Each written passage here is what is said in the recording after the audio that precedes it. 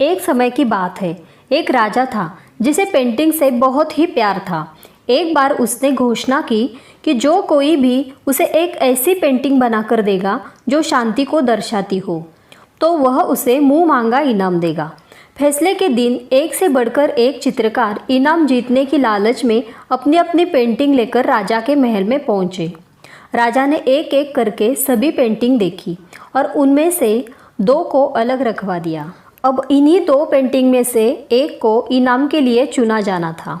पहली पेंटिंग अति सुंदर शांत झील की थी।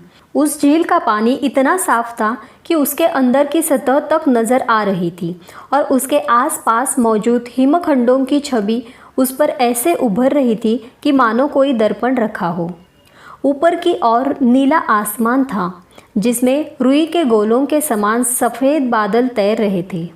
जो कोई भी इस पेंटिंग को देखता उसको यही लगता कि शांति को दर्शाने के लिए इससे अच्छी पेंटिंग हो ही नहीं सकती। दूसरी पेंटिंग में भी पहाड़ थे, पर वे बिल्कुल रूखे, बेजान, वीरान और इन पहाड़ों के ऊपर घने गरजते बादल थे जिनमें बिजलियां चमक रही थी। घनघोर वर्षा होने से नदी उफान पर थी।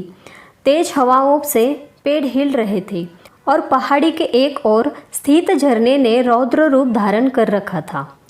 जो कोई भी इस पेंटिंग को देखता यही सोचता कि भला इसका शांति से क्या लेना देना, इसमें तो बस अशांति ही अशांति है। सभी लोग आश्वस्त थे कि पहली पेंटिंग बनाने वाले चित्रकार को ही इनाम मिलेगा।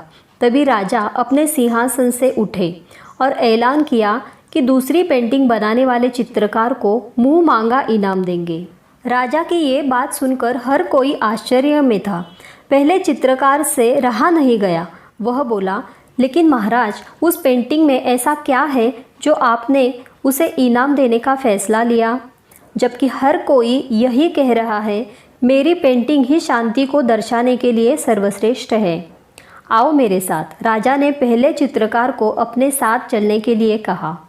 दूसरी पेंटिंग के समक्ष पहुंचते ही राजा बोले, झरने के बाईं ओर हवा से एक तरफ झुके इस वृक्ष को देखो, इसकी डाली पर बने इस घोंसले को देखो।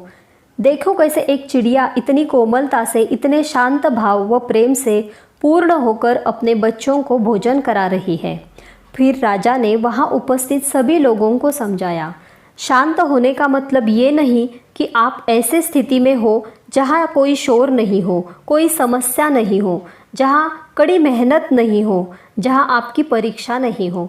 शांत होने का सही अर्थ है कि आप हर तरह की अव्यवस्था, अशांति, अराजकता के बीच हो और फिर भी आप शांत रहे, अपने काम पर केंद्रित रहे, अपने लक्ष्य की ओर अग्रसित रहे।